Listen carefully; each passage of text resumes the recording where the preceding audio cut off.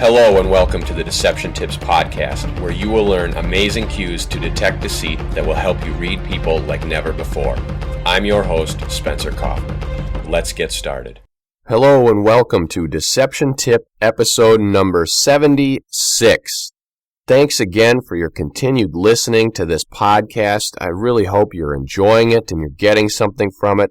I encourage you to review the Deception Tips ebook, the Deception Tips Revised and Expanded Edition for more details.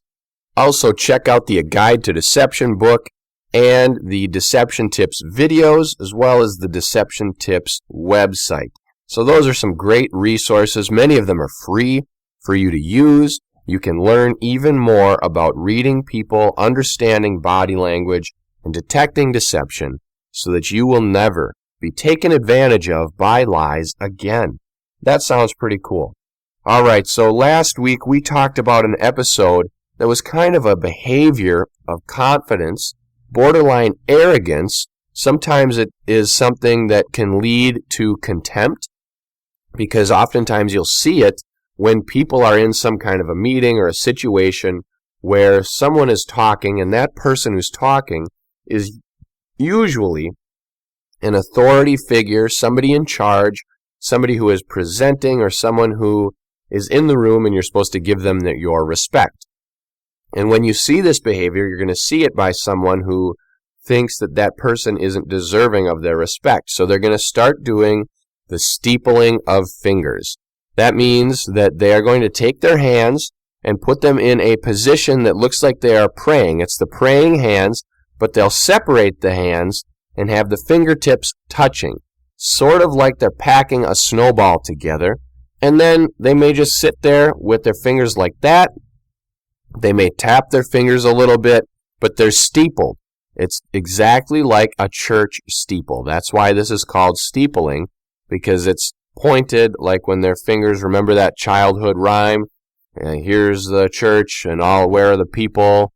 And then they put their fingers inside and look at the church, and there are all the people, kind of a thing. It's the church steeple. So they're steepling their fingers, and it means that they are confident and that they could be arrogant or even a little bit contemptuous if you see that. Now, it can also mean a positive thing. It means that that person knows what's going on, and they have a mind for leadership and for being in charge. So if you see it, you need to determine whether it is a positive trait or a negative trait in that person. If it's positive, start grooming that person to be a leader, because they are definitely going to lead. Whether they're going to lead well or lead terribly depends on the type of training they receive and what's in their heart, and that's what you can do. You could guide them along.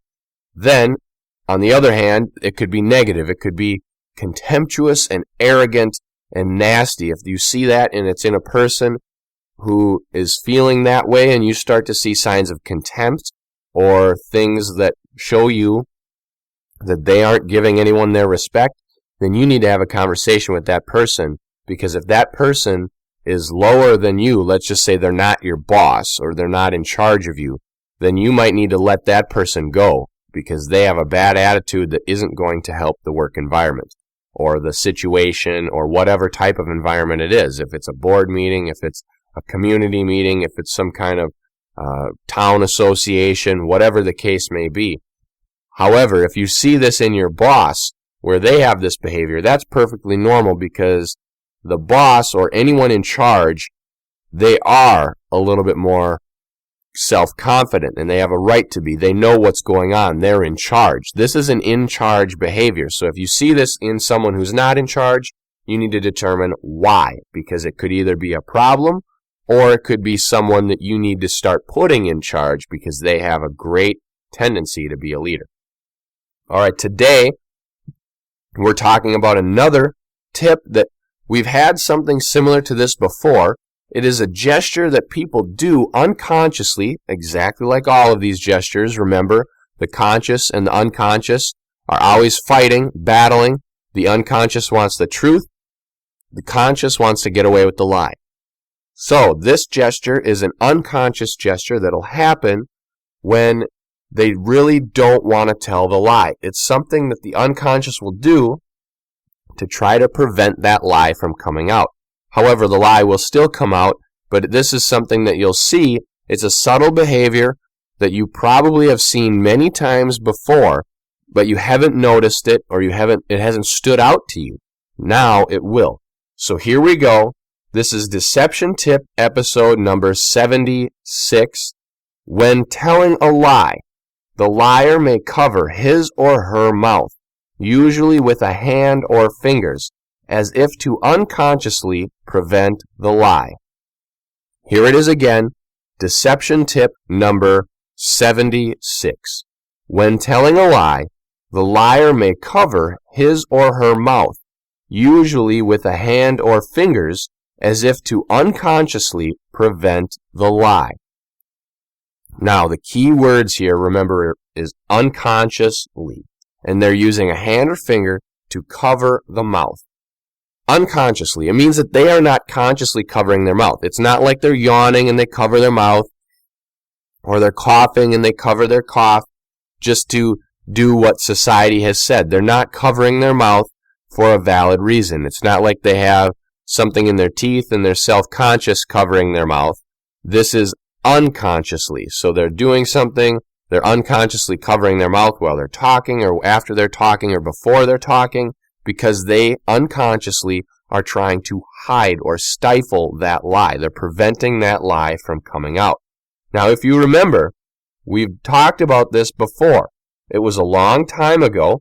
It was in episode 45, where we talked about how sometimes liars may silently shush themselves by putting their fingers over their lips. Remember the shushing behavior? Well, you see it in cartoons a lot. You see it with parents and their children, where they put that finger over their lips and they tell them to shh. It's the shushing behavior.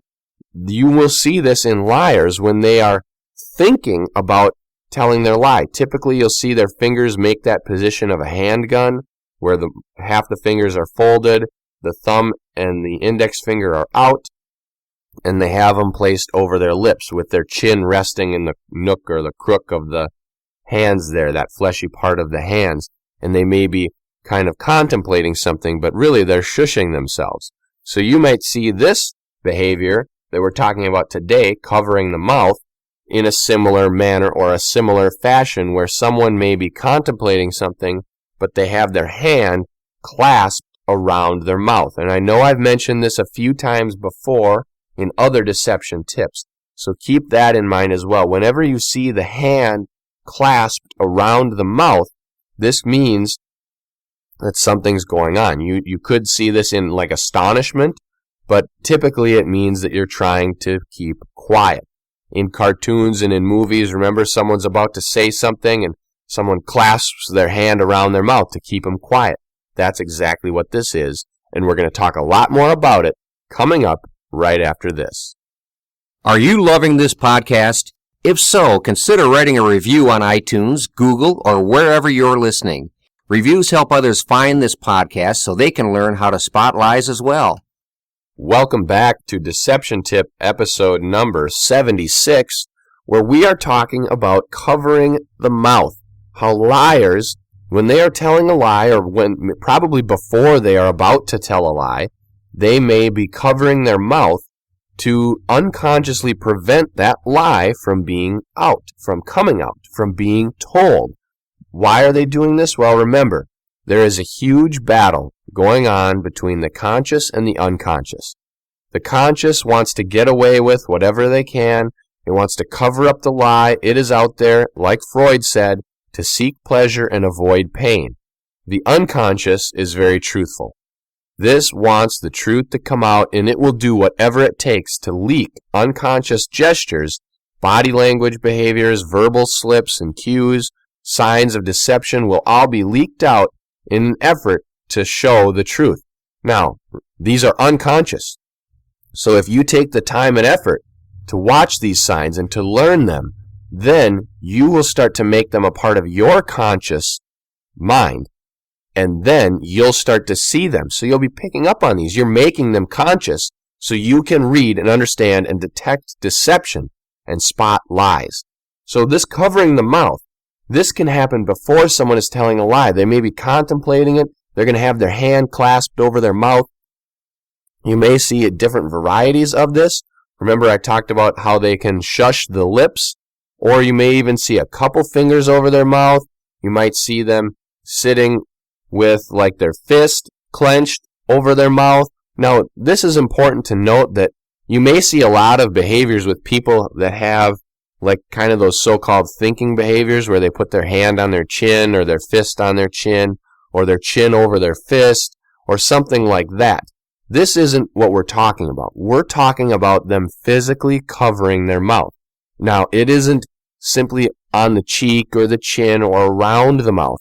They have their hand or part of their hand, whether it's any form of their hand, their fingers, their fist, their knuckles, whatever. If it's over their mouth, meaning over their lips, this is a hushing behavior. It is something that is being done to prevent whatever is being said. There's another behavior that's similar to this.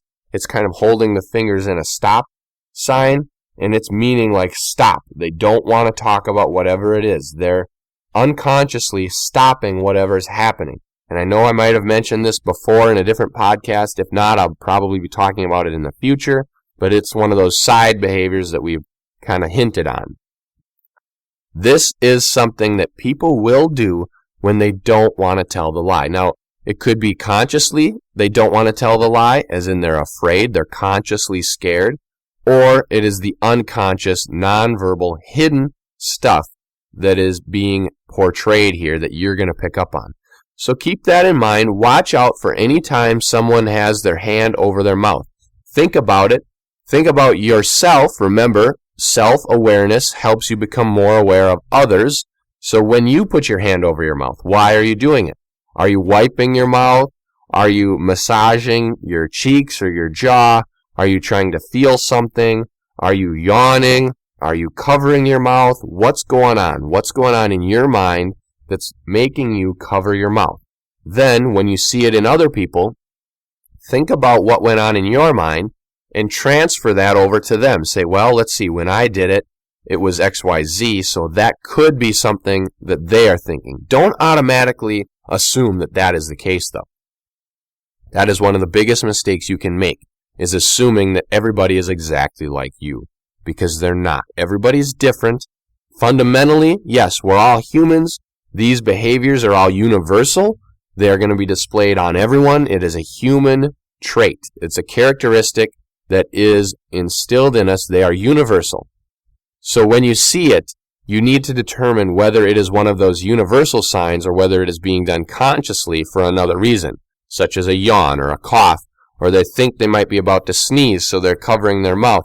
Any one of those behaviors. That's why you need to think about why it's happening on you, because you know whether or not you're lying in a certain situation. Most of the time, anyway, you're going to know.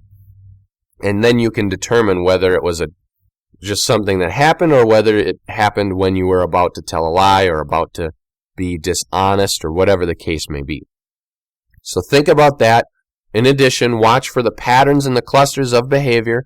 You've now learned 75 others, so this is 76, and you've learned a few other bonus ones within that, so you know quite a few signs of deception. Watch for these other signs of body language and of deception to appear with that covering of the mouth gesture and see if it is something that is beginning to form a pattern or a cluster of behaviors that you can learn to spot that, and then you'll know whether or not that person is really lying or whether that was simply covering the mouth for whatever other reason.